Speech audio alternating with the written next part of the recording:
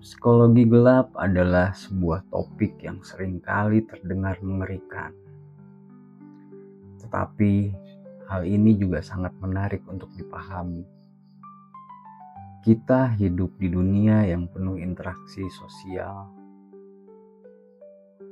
Dan di dalam setiap interaksi itu ada potensi untuk mempengaruhi dan dipengaruhi. Buku Dark Psychology karya James Williams membawa kita masuk ke dalam dunia manipulasi, persuasi, dan pengaruh psikologis yang sering tersembunyi di balik perilaku manusia sehari-hari. Di dalam video ini, kita akan membahas secara mendalam setiap bab dari buku ini untuk memahami bagaimana psikologi gelap bekerja. Dan yang terpenting, bagaimana kita bisa melindungi diri kita dari hal tersebut.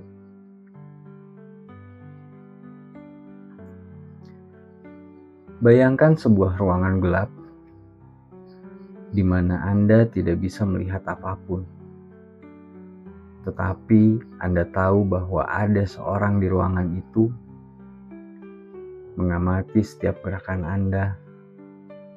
Inilah metafora yang digunakan oleh James Williams untuk menggambarkan psikologi gelap. Dalam bab pertama, ia menjelaskan bahwa psikologi gelap bukanlah sebuah ilmu sihir atau sesuatu yang hanya ditemukan dalam sebuah novel kriminal misalnya. Ini adalah bagian dari sifat manusia, yaitu naluri dasar manusia yang seringkali digunakan untuk bertahan hidup. Namun juga bisa disalahgunakan untuk mengendalikan orang lain. Psikologi gelap adalah alat seperti sebuah pisau. Pisau bisa digunakan untuk memasak, menghidangkan sebuah makanan, tetapi juga bisa untuk melukai orang lain. James menekankan bahwa memahami psikologi gelap bukan berarti kita harus menjadi manipulator, tetapi agar kita bisa mengenali tanda-tanda ketika seseorang mencoba memanipulasi diri kita. Seperti halnya seorang prajurit yang mempelajari strategi musuh, kita perlu memahami permainan ini untuk melindungi diri kita sendiri. Bayangkan Anda sedang berbicara dengan seorang teman yang tampaknya selalu tahu bagaimana membuat Anda merasa bersalah. Ia tahu persis kata-kata apa yang harus digunakan dan kapan waktu yang tepat untuk mengatakannya. Itulah salah satu bentuk dari sebuah manipulasi.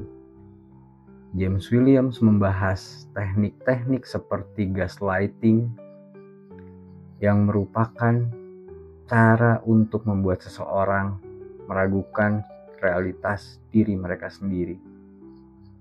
Misalnya, Anda yakin bahwa Anda meletakkan kunci di atas meja, tetapi seseorang yang memanipulasi Anda mungkin berkata, "Tidak, kamu lupa. Kamu terlalu pelupa akhir-akhir ini." Bentuk-bentuk manipulasi seperti ini bisa terjadi di dalam hubungan pribadi, di tempat kerja, bahkan dalam skala besar seperti halnya di dunia politik. James menjelaskan bahwa manipulator yang sukses biasanya memiliki 3 senjata utama, yaitu kepercayaan diri, kemampuan membaca emosi orang lain, dan pemahaman mendalam tentang kelemahan target mereka. Dengan cerita-cerita menarik, ia menunjukkan bagaimana teknik ini sering digunakan tanpa kita sadari. James memisahkan manipulasi dari persuasi. Jika manipulasi adalah sebuah tindakan yang seringkali licik dan merugikan, persuasi adalah seni mempengaruhi orang lain dengan cara yang lebih halus dan seringkali terlihat positif. Ia memberikan contoh tentang bagaimana penjual yang bisa membuat Anda merasa bahwa Anda benar-benar membutuhkan produk yang mereka jual. Bahkan, jika sebelumnya Anda tidak pernah memikirkan untuk membeli produk tersebut. James juga membahas prinsip-prinsip seperti timbal balik, di mana seseorang merasa harus memberi kembali setelah menerima sesuatu. Dan sebuah kelangkaan, di mana sesuatu yang langka akan terasa jauh lebih berharga. Dengan memahami teknik-teknik ini, kita bisa lebih sadar terhadap cara orang lain mencoba untuk membentuk keputusan yang kita buat di dalam hidup kita.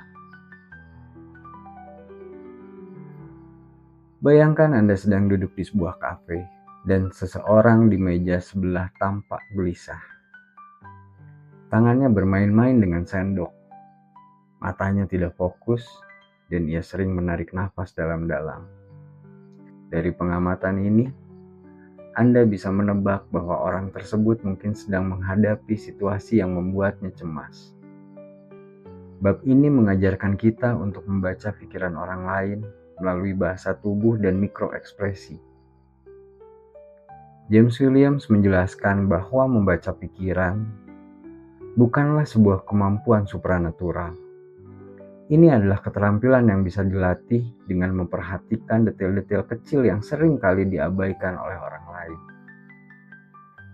Dengan memahami isyarat nonverbal, kita bisa lebih baik dalam memahami orang lain dan menghindari situasi di mana seseorang mungkin mencoba untuk memanipulasi diri kita.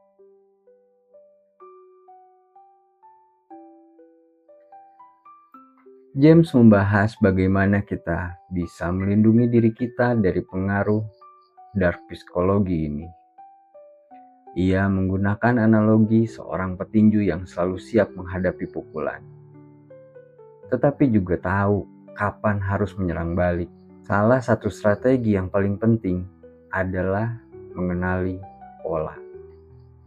Ketika seseorang mencoba membuat Anda merasa bersalah, meminta terlalu banyak, atau menanamkan rasa takut tanpa alasan yang jelas, itu adalah tanda bahwa mereka mungkin sedang mencoba untuk memanipulasi Anda.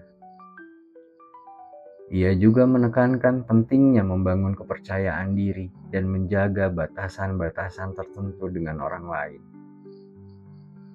Orang yang percaya diri lebih sulit untuk dimanipulasi karena mereka tahu apa yang mereka inginkan. Dan orang yang percaya diri ini tidak mudah untuk digoyahkan oleh pendapat orang lain. Selain itu, kita harus belajar untuk mengatakan tidak tanpa rasa bersalah. Sebuah keterampilan yang seringkali sulit sekali untuk kita terapkan, tetapi hal ini akan menjadi sangat penting untuk diri kita, teman-teman. James Williams mengingatkan kita bahwa meskipun kita memahami teknik-teknik psikologi gelap, kita harus menggunakannya dengan sangat hati-hati. Sebagaimana kita tidak ingin dimanipulasi, kita juga harus menghindari untuk memanipulasi orang lain. Ia menekankan pentingnya sebuah integritas dan empati di dalam semua interaksi kita di dalam kehidupan kita. Yang pada akhirnya, dark psikologi adalah alat yang kuat, dan dengan kekuatan itu datanglah sebuah tanggung jawab yang melekat di dalam diri kita. Teman-teman, setelah memahami seluruh isi buku dark psikologi ini, kita bisa melihat bahwa dunia sosial kita adalah sebuah medan yang penuh strategi dan taktik. Dengan memahami bagaimana psikologi gelap bekerja, kita bisa menjadi lebih sadar dan lebih waspada. Kita bisa melindungi diri kita sendiri, dan pada saat yang sama, kita pun bisa membangun hubungan yang lebih sehat dan lebih jujur dengan orang lain. Terima kasih telah menonton video ini, dan jangan lupa untuk kita terus sama-sama belajar dan bertumbuh, memahami dan menjaga diri kita masing-masing dari pengaruh negatif yang ada di sekitar kita.